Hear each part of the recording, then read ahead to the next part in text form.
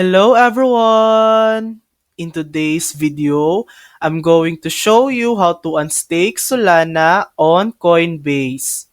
First, open coinbase.com or your Coinbase app and make sure you're signed in. Go to the Earn section.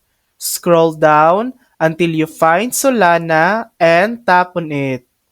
Once you're on the Solana page, scroll down to the section that says Earn on Solana.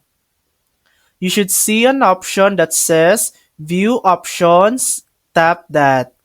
Choose Unstake Solana. Enter the amount of Solana you want to unstake and confirm your choice.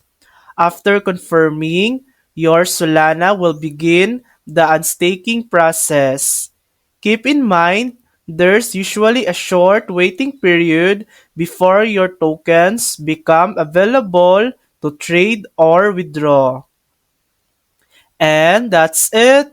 You've successfully unstaked your Solana on Coinbase.